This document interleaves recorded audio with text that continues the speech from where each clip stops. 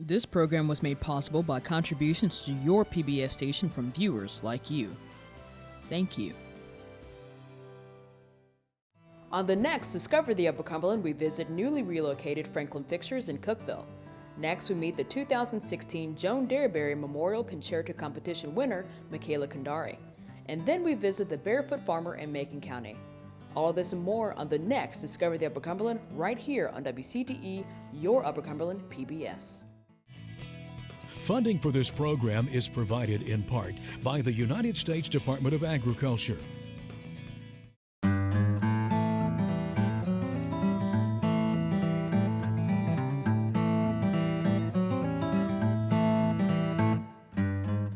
Welcome to Discover the Upper Cumberland, the series, where we explore our region of Tennessee. I'm your guide, Desiree Duncan. Franklin Fixtures has been manufacturing display fixtures for businesses all across the country, but new owners decided to purchase the Northeast-based company and move it to Cookeville with the aim of bringing more craft career options to the Upper Cumberland. Producers Daniel Duarte and Jacob Carr take us on a tour of Franklin Fixtures.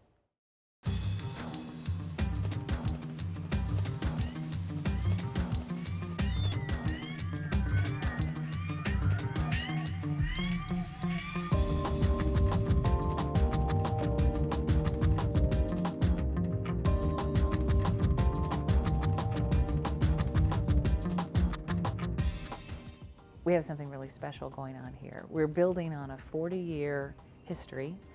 Franklin Fixtures was begun in 1974 out on the Cape in Massachusetts, Cape Cod, and built its reputation from the eastern part of the United States. Recently, we relocated Franklin Fixtures to Cookeville, Tennessee, where we've been able to engage a new generation of makers in the craftsmanship that is Franklin Fixtures. When I started here in mid-September, this building was completely full of other people's things. So we had to start fresh, move everything out, and then develop a floor plan and bring all the machinery in, all the racking in, all the raw materials, and to find a spot for them. And then over the course of probably about 4 weeks, we did that implementation and brought all the equipment online and started production. From my experience in the past, I've actually helped other companies do that. It was very fast bringing up to speed as opposed to things I've experienced before.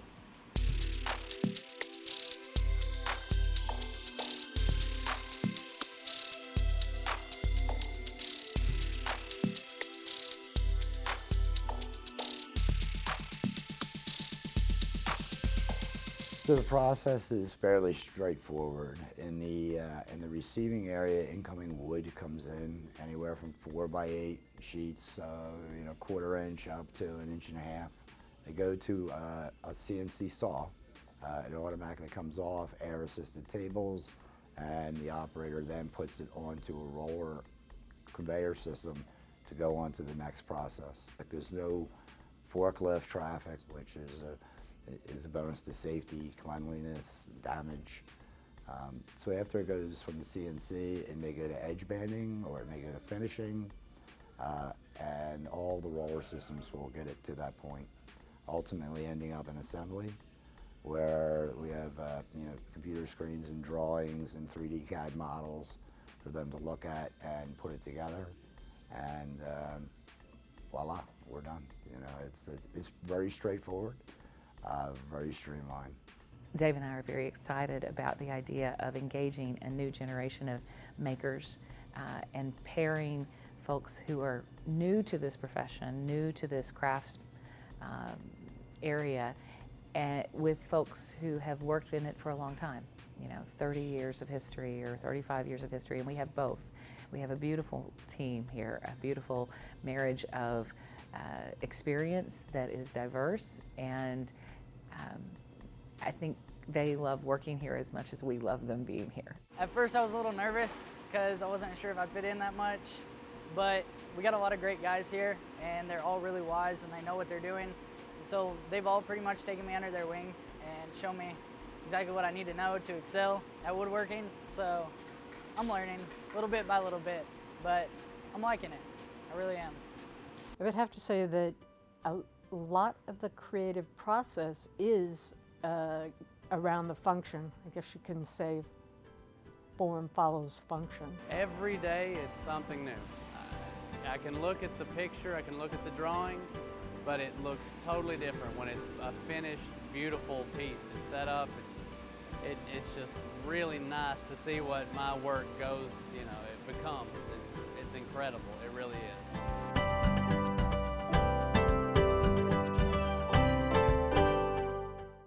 I'm here with Lillian Hardgrove from the Highlands, and they have some exciting news. They have a grant that's going to help with education, workflow, workforce, and development, all that good stuff. Tell us a little bit about the grant and what it hopes to achieve here in our area. Well, the grant was an opportunity that was presented across the state from the Tennessee Higher Education Commission.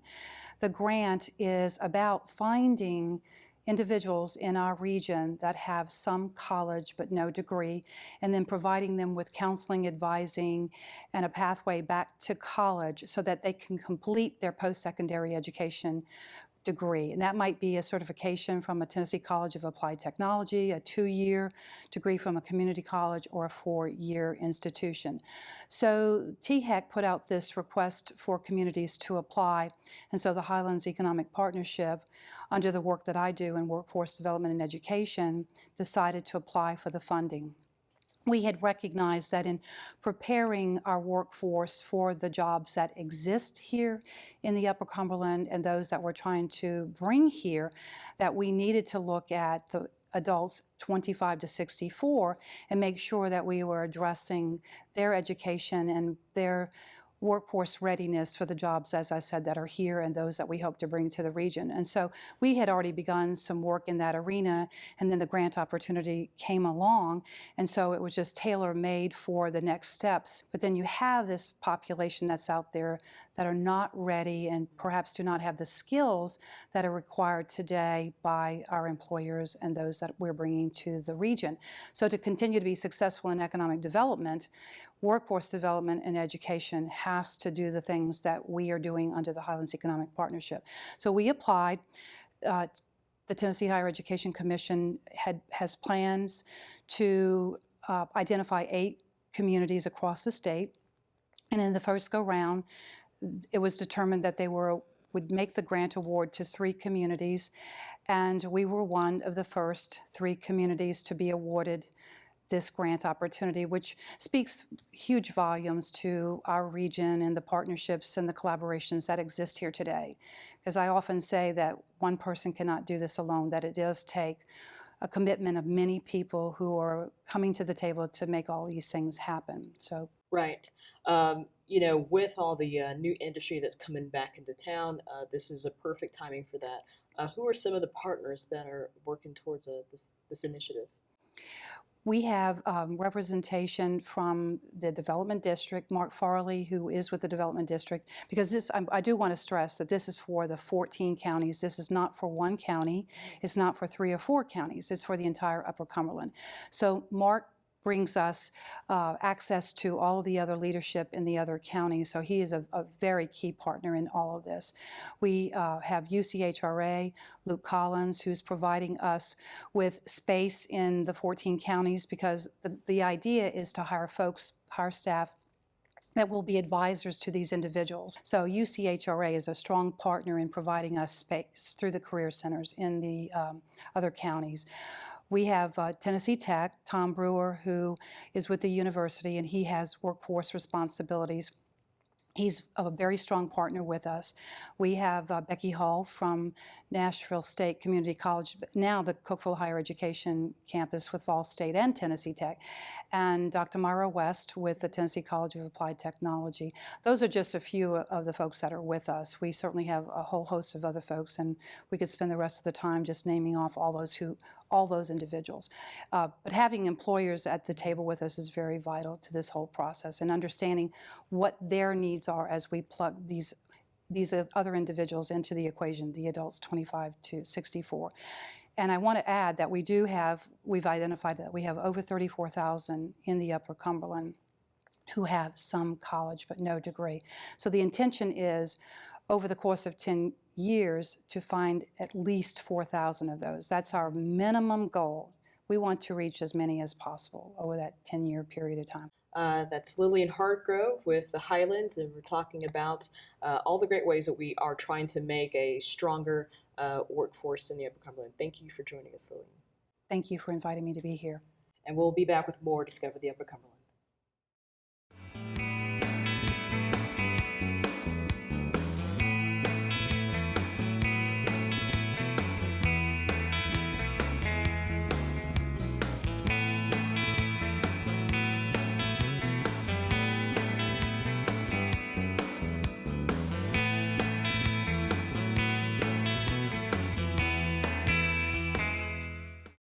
Michaela Kundari is the 2016 winner of the Joan Derryberry Memorial Concerto Competition.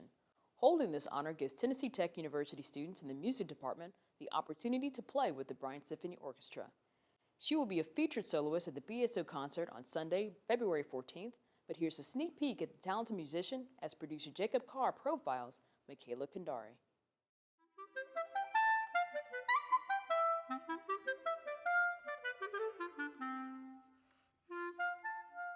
It's an honor to be selected as the recipient of the Derryberry Concerto Competition because it's an excellent opportunity to get to perform my favorite piece, and with all of these professors and wonderful musicians that I've looked up to for the past 4 years. My name is Michaela Kundari. I'm 21 years old. I currently attend Tennessee Tech University, and I'm the winner of the 2016 Derryberry Concerto Competition. This is probably the most prestigious honor bestowed on any Tennessee Tech music student. They're selected first by each studio of instrument and compete against about 10, 11 different participants from the entire department. And we only have one winner, and the winner gets to perform the work of their choice with Bryant Symphony Orchestra, which is a professional orchestra based in Cookeville. It is really extremely rare opportunity for students to present work with, as a soloist with the symphony. And Michaela will be performing Clarinet Concerto by Aaron Copland, which is a real masterwork, became the staple of our repertoire. And with a good orchestra behind her, I think she will have an experience of her lifetime.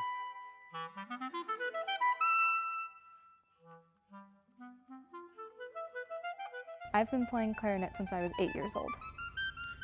In the 4th grade, I was recommended from another teacher, like, hey, this kid might be good at band. So they were like, you look like a clarinet player. And they gave me a clarinet, and the next thing I knew, I really liked it. So here I am.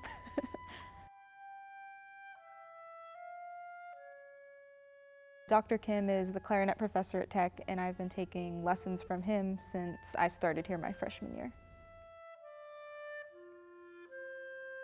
The students of her caliber rarely comes along, and she's been basically the leader of the studio in many ways. She played the principal chair of many top ensembles.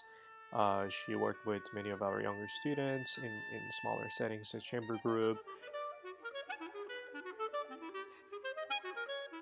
Dr. Kim has been phenomenal at guiding me, helping me pick out music to play. He's really challenged me, and he's been great about playing off of my strengths, but also building up my weaknesses at the same time. It's definitely a long process of hard work. It won't happen overnight. One, really good practice session won't make you better, just like one bad practice session won't make you worse. It's dedication over several years of hard and consistent work. Michaela is a senior music education major, which means we've been working for over basically close to 4 years now. And it's been a real exciting experience for me as a teacher. I'm currently student teaching at a middle school, and I really love it. One of my goals is to be a band director. I've always loved music, and I've always loved teaching, so combining the two is just like the ideal career for me. The cool thing about teaching is you're going to always have new kids, and there's always going to be something new to teach. The cool thing about music is there's no such thing as perfect. You can always improve. There's always something you could do better or try differently, so it's never going to be boring. So I'll never reach a point of just being like, here I am, I'm content. It's gonna be like, I love what I do, but this is how I can get better. This is how I can help my students get better. We're here with Beth Thompson of the City of Cookeville Museums, and we wanted to talk to you a little bit about, what's going on in the museums. It seems like there's always something exciting going on. Well, we do. We have two very active museums in Cookeville. We have the Cookeville History Museum, and we have the Cookeville Depot Museum. And you're right, there's always something going on. I think the biggest draw right now, and maybe all the time at the depot, is the big steam engine outside. That seems to bring people from everywhere. Who would have thought? Yeah. Put a big steam engine outside and people come running. And then at the History Museum, we have the entrance room, the big front room, has constantly changing exhibits. They usually stay up for, 6 weeks, 2 months, something like that, and we rotate them out. And then as you walk through the timeline around the back of the museum, it is a timeline from basically prehistoric times in Cookeville all the way around to the current present times. Cool. Yeah, it is cool. Yeah. And you do a lot of like activities for kids and families, especially on the weekends and then during the summer. Talk a little bit about some of those events that you offer. Let's see, we have the West Side Scavenger Hunts that we do in conjunction with the West Side businesses and all the merchants down in the West Side, which everyone loves to go for a walk around the West Side. So we do those the second Saturday of the month, every January, February, and March. Then April through October, also second Saturday, we have the history hikes, where you have a certain task that you have to complete between the Depot Museum to the Cookeville History Museum, and from the Cookeville History Museum to the Depot. Those are sponsored normally by a local restaurant, a different one every month, so you have the opportunity to win fabulous prizes. So that's really fun. It brings a lot of families out. Any activity that we can see, going on down there we see the people with their papers in their hands and they're excited and they're out hunting for specific things. So we have movies at the Depot Museum in July. Every Friday night in July, we have a different movie. Some of those are themed, like sing-along night or big kids night or things like that. Yeah. Maybe the worst movie that's ever been made. That's happening.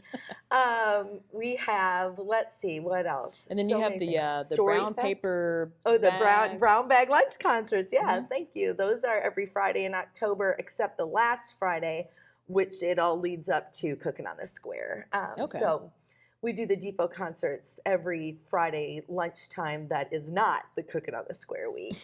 And then we have this will be our third year coming up, is Storyfest in the park.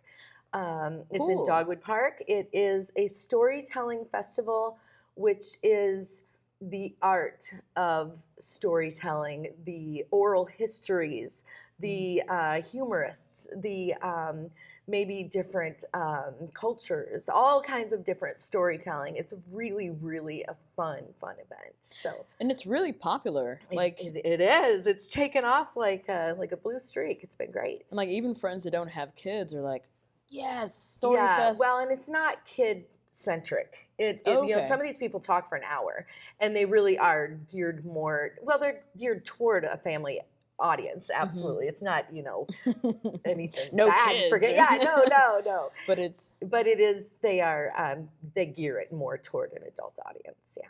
Oh, cool. Yeah. Well, tell us something maybe about the museum that most folks may not know. That it's available for them to go to anytime. You don't have to wait for the weekend. You can go take your kids. Free admission, which is awesome. I think that a lot of people don't realize that both of our city museums, both the Depot and the History Museum, are free admission. Almost every event that we offer, probably only with the exception of the cemetery walk, are all free events. Oh, cool. Yeah. Well, thanks for offering those accessible events to the community. Well, absolutely. That's what we're here for. It's and we're so happy to do it. It's really brings a lot of enrichment to people's lives, but it also is very fulfilling to us as the museum staff. We love it. Okay. And is there a website that folks can go to get more information? Yes, thank you for asking. We have the Cookeville Depot Museum, or the CookevilleDepot.com and CookevilleHistoryMuseum.com. And both museums also have Facebook pages. And we keep those really active and up to date with fun things as well as event notices and things like that. Excellent.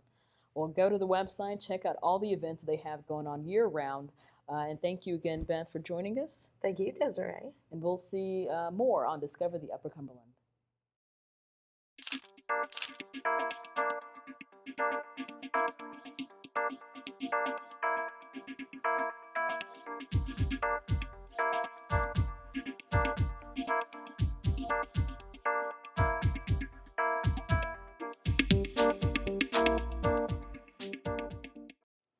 Jeff Poppin, also known as the Barefoot Farmer, is the owner and operator of one of the largest and oldest organic farms in Tennessee.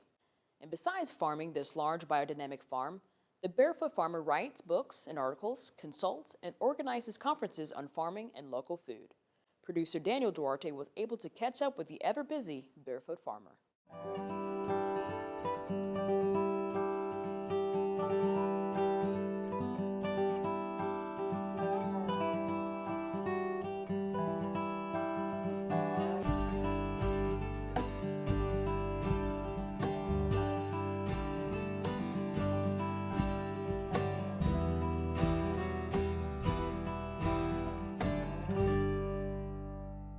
I've been living up and down this holler for about 40 years and trying to learn how to grow my own food. It just fascinates me how sunshine and air and water and the earth can all combine and create the sustenance that humans need. It just seems so simple, and it's always just seemed to me so easy to just live on the earth and not affect it so negatively the way most lifestyles do. I was very fortunate to have been raised by farmers that chose to use the organic method, so that's what I've been exploring all these years.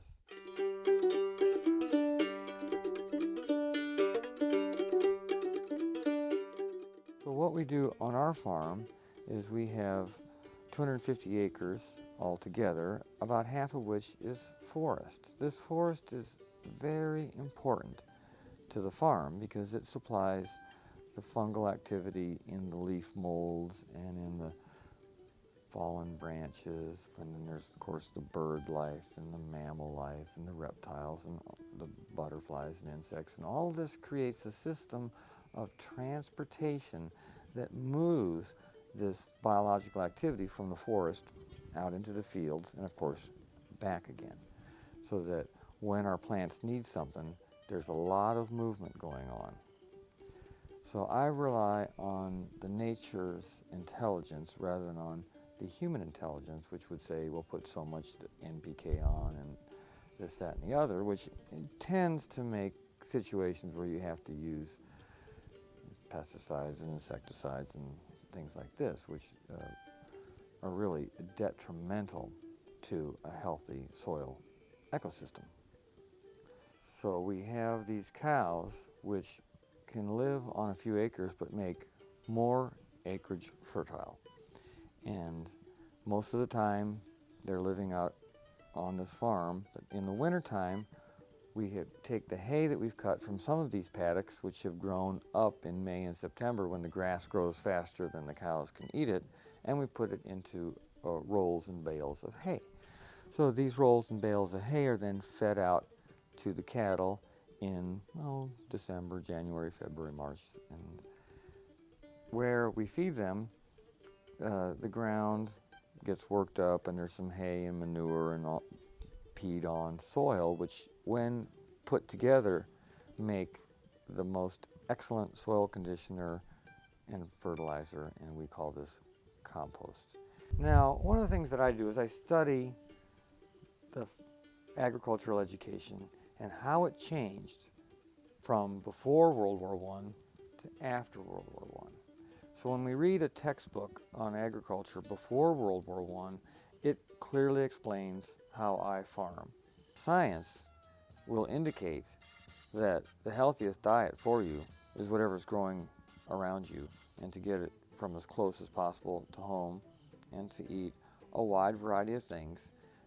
And just don't get them from a grocery store or restaurant. You have to find somebody that's growing it, or grow it yourself. We'd love to see the Upper Cumberland through your eyes, so tag us in your pics on social media with the hashtag DiscoverUC, and you just might see your shot on our next episode. For more info on this show and to catch your favorite segments, visit our website wcte.org/discover. Also, if you have any topic ideas, email them to discover@wcte.org. We leave you with this performance from Dairyberry Concerto winner Michaela Kandari. Thanks for watching, and remember to get out there and discover the Upper Cumberland.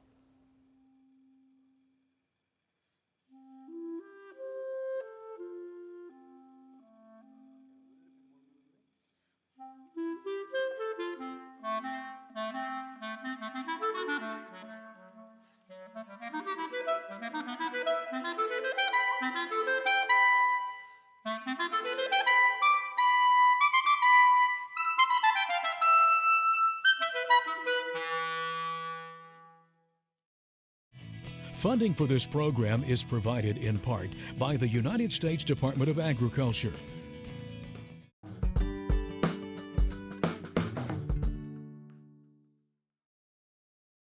This program was made possible by contributions to your PBS station from viewers like you. Thank you.